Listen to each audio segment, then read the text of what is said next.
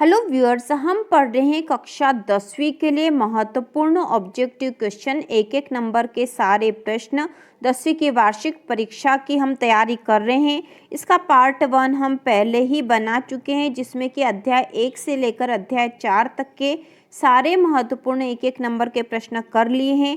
आज हम करेंगे अध्याय 5 से सारे महत्वपूर्ण एक एक नंबर के प्रश्न। तो शुरू करते हैं। तो इसमें अध्याय 5 में एक एक नंबर के जो प्रश्न आने वाले हैं वह है 2 प्रश्न। एक एक नंबर के 2 प्रश्न आएंगे अध्याय 5 में से। तो सबसे पहला प्रश्न है, सही विकल्प चुनकर लिखिए। इसमें पहला ए पी 3/2 1/2 ऋण 1/2 ऋण 3/2 के लिए प्रथम पद एवं सार्व अंतर क्रमशः है। तो प्रथम पद और सार्व अंतर क्रमशः है 3/2 ऋण 1। ठीक है, पहला जो ए वाला आंसर है वह राइट है इसमें। इसके बाद जो दूसरा प्रश्न है, AP 10/60 का तीसरा पद है। तो इसका तीसरा पद होगा ऋण 77। इसके बाद तीसरा प्रश्न है, AP ऋण 3 ऋण 1/2 2 का 11वां पद है। तो इसका 11वां पद है 22। इसके बाद चौथा प्रश्न है, 3 6 9 का कौन सा पद 27 है। तो इसका कौन सा पद 27 होगा, तो आंसर आएगा 9वां। इसके बाद अगला 5वां प्रश्न है, ऋण 5/2 0 5/2 का 11वां पद है। तो इसका 11वां पद है 20। ठीक है, 20। इसका प्रश्न है, रिक्त स्थान की पूर्ति कीजिए। इसमें पहला समानांतर श्रेणी 3/2 1/2 ऋण 1/2 ऋण 3/2 में सार्व अंतर डी है। तो इसका सार्व अंतर है ऋण 1। इसके बाद प्रश्न नंबर तीसरा, सत्य असत्य लिखिए।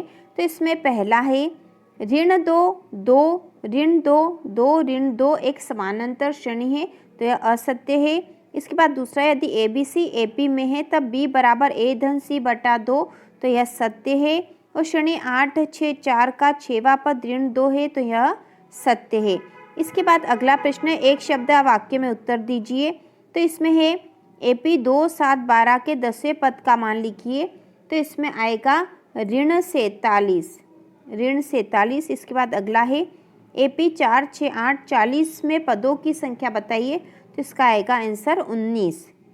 इसके बाद हम देखेंगे अध्याय 6 त्रिभुज के महत्वपूर्ण ऑब्जेक्टिव क्वेश्चन। इसमें एक एक नंबर के 2 प्रश्न आने वाले हैं। तो यह बहुत ही महत्वपूर्ण है।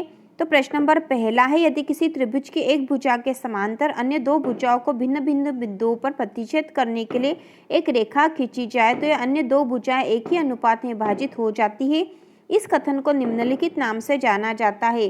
तो इसका आंसर है, इस कथन को किस रूप में जाना जाता है? आधारभूत आनुपातिकता प्रमेय।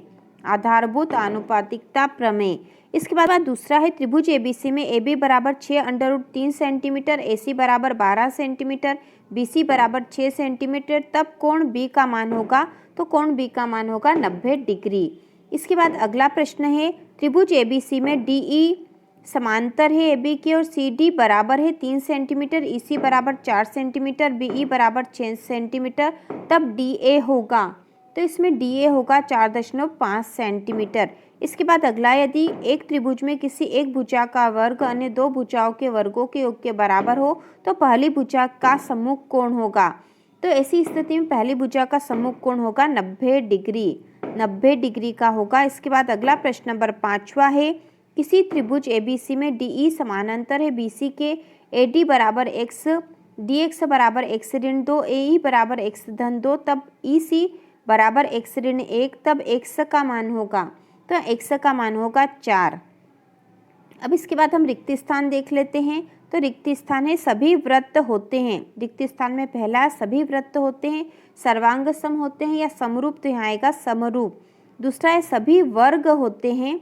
ऊपर वृत्त था, वर्ग पूछा है, तो सभी वर्ग होते हैं। तो यह भी आएगा समरूप। इसके बाद तीसरा, सभी त्रिभुज समरूप होते हैं।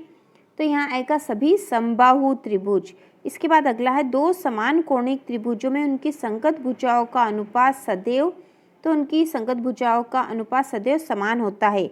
अगला, यदि एक रेखा किसी त्रिभुज की 2 भुजाओं को एक ही अनुपात में विभाजित करे तो वह तीसरी भुजा के होती है। तो तीसरी भुजा के समांतर होती है। ठीक है, समांतर होती है। इसके बाद अगला है, असत्य असत्य बताइए। तो इसमें पहला है, 2 त्रिभुजों में संगत कोण बराबर हो तो उनकी संगत भुजाएं एक ही अनुपात में समानुपाती होती है और इसलिए त्रिभुज समरूप होते हैं। तो यह सत्य कथन है, ठीक है, सत्य है। दूसरा है, यदि एक त्रिभुज के दो कोण एक अन्य त्रिभुज के क्रमशः दो कोणों के बराबर हो तो त्रिभुज समरूप होते हैं।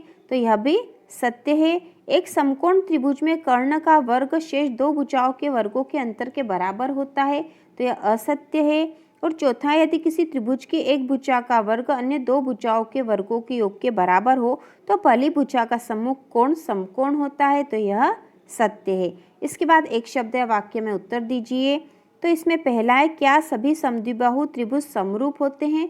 तो यहाँ आएगा नहीं, नहीं। इसके बाद दूसरा है, क्या सभी वर्ग समरूप होते हैं? तो यहाँ पे आ जाएगा हाँ, सभी वर्ग समरूप होते हैं। इसके बाद हम देखेंगे अध्याय 7 निर्देशांक ज्यामिति के महत्वपूर्ण ऑब्जेक्टिव क्वेश्चन।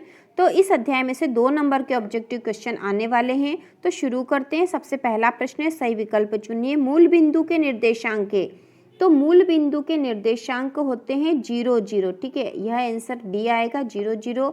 इसके बाद दूसरा है, एक्स अक्ष पर स्थित मूल बिंदु से 4 इकाई की दूरी पर स्थित एक बिंदु के निर्देशांक होंगे। तो इसके निर्देशांक होंगे 4 0, बी वाला आंसर राइट होगा इसमें, बी वाला 4 0।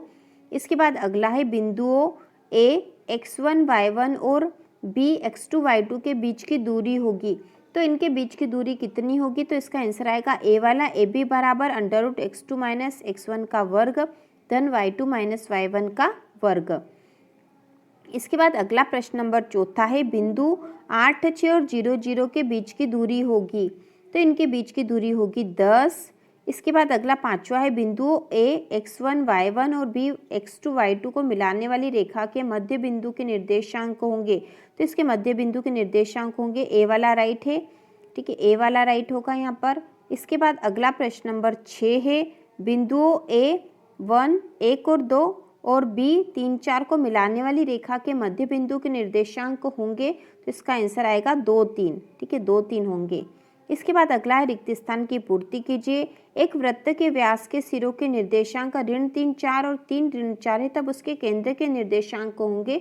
तो उसके केंद्र के निर्देशांक होंगे 0 0। इसके बाद अगला है, बिंदु 4 5 चतुर्थांश में स्थित है।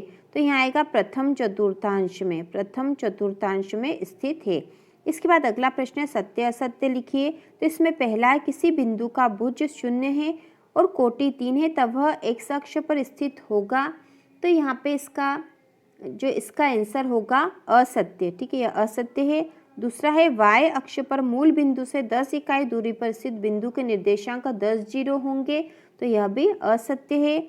इसके बाद अगला है, बिंदु P x y की मूल बिंदु से दूरी √x² धन y² होती है। तो यह सत्य है। इसके बाद अगला है, y अक्ष पर स्थित बिंदु के निर्देशांक 0y रूप के होते हैं। तो यह भी सत्य है। इसके बाद हम देखेंगे अगला प्रश्न नंबर चौथा, एक शब्द में उत्तर दीजिए, एक शब्द या वाक्य में। इसमें पहला, बिंदु A3 4 की मूल बिंदु से दूरी क्या होगी? तो मूल बिंदु से दूरी होगी 5। दूसरा है, बिंदु A ऋण 1 2 और B 3 ऋण 4 को मिलाने वाली रेखा के मध्य बिंदु के निर्देशांक होंगे। तो इसके निर्देशांक होंगे 1 और ऋण 1, ठीक है, 1 ऋण 1। अगला है, बिंदु ऋण 3 4 और 2 3 के बीच की दूरी क्या होगी? तो इनके बीच की दूरी होगी √26, ठीक है।